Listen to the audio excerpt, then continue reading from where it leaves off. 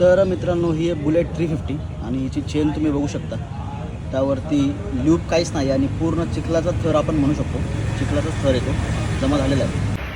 तर गाडीच्या चेनचा मेंटेनन्स करणं हे खूप महत्त्वाचं आहे. आता जशी ही गाडी आपण बघू शकतो तर हिच्या चेनला बऱ्याच दिवसांपासून ल्यूब नाही असं मला दिसतं इथं. तर जेव्हा चेन क्लीन करतात त्यावेळेस लोक त्यांना क्लीन करण्यासाठी काही लोक क्लीनर यूज करतात, काही डिझेल, काही रॉकेल आणि काही पेट्रोल पण यूज करतात. तर जर तुम्ही क्लीनर यूज करताय तर ते एकदम परफेक्ट आहे, चेनला काही इश्यू नाही आहे त्यांनी.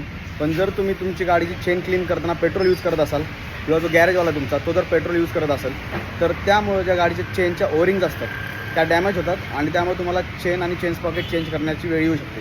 तर तुम्ही जेव्हा कधी पण तुमची चेन क्लीन करायला न्याल तेव्हा तुम्ही प्रेफर करा की तो व्यक्ती डिझेल यूज करत असेल किंवा जर क्लीनर यूज करतात तर एकदम परफेक्ट आहे, काही इश्यू नाही आहे. आणि चेनचा जो मेंटेनन्स आहे तो दर 500 किलोमीटरला केला पाहिजे किंवा 15 दिवसांना, कारण एवढ्या वेळेमध्ये जो 500 किलोमीटरनंतर जो चेनचा ल्यूब आहे तो उडून जातो आणि जर तुम्ही 15 दिवस गाडी उभी ठेवता तर त्या पिरियडमध्ये जो चेनचा ल्यूब आहे तो पूर्ण सुकून जाणार आहे. त्यामुळे परत जे फ्रिक्शन आहे ते होईल आणि पॉवर डिलिव्हरी जी होणार तुमच्या गाडीची ती थोडी स्लो होईल आणि चेन पण लवकर डॅमेज होईल. त्यामुळे जर तुम्ही गाडीचा मेंटेनन्स करत असाल तर चेन प्रॉपर मेंटेन ठेवण्यासाठी 500 किलोमीटर्स ते 15 दिवस असा पिरियड तुम्ही ठेवा, ज्यामुळे तुमच्या चेनची लाईफ